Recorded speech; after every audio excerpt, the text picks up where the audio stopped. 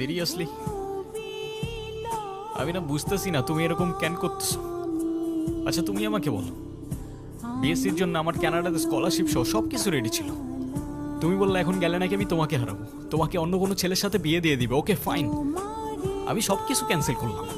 তারপর তুমি বললা তোমার বাবা বলছে যে বেকার কোনো ছেলের সাথে বিয়ে দিবে না। আমি সব কিছু ছেড়ে আমার বাবার বিজনেসে বসা শুরু করলাম, যেটাই আমার এতটুকু ইন্টারেস্ট ছিল না। আমি আমার সব ইচ্ছা ছেড়ে তোমার জন্য পারফেক্ট হওয়ার চেষ্টা করলাম। তারপরও কিসের কমতি থেকে গেল যে তুমি আজকে এঙ্গেজমেন্ট রিংটা ফেরত দিয়ে দিচ্ছ?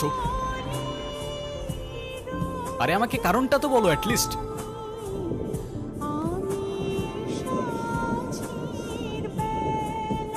কোনো কারণ নেই, আমার মনে হচ্ছে না আমাদের একসাথে থাকাটা পসিবল।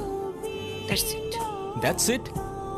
সিরিয়াসলি তোমার মনে হচ্ছে না আমাদের একসাথে থাকাটা আর পসিবল? What about me? আমার কি মনে হচ্ছে সেটার কোনো ভ্যালু নাই? আমার সাইডটা কে দেখবে রুহি? দেখো, এত কথা বাড়ানোর কোনো মানে নেই, অযথা সময় নষ্ট করো না। সময় তো তুমি আমার নষ্ট করছো। এরকমটাই করার হইলে আমার লাইফটা কেন নষ্ট করলা? ভেঙে ফেলার হইলে সব আগেই ভেঙে ফেলতা, নাকি হুট করে এখন বেটার কাউকে পেয়ে গেছো? তোমার যা ভাবার তুমি তাই ভাবতে পারো, আমার কোনো প্রবলেম নেই। আরে প্রবলেম তোমার থাকবে কেন? প্রবলেম তো তোমার ক্যারেক্টারে। আর আমার লাকের প্রবলেম যে তোমার মতো একটা মেয়েকে ভালোবাসছি।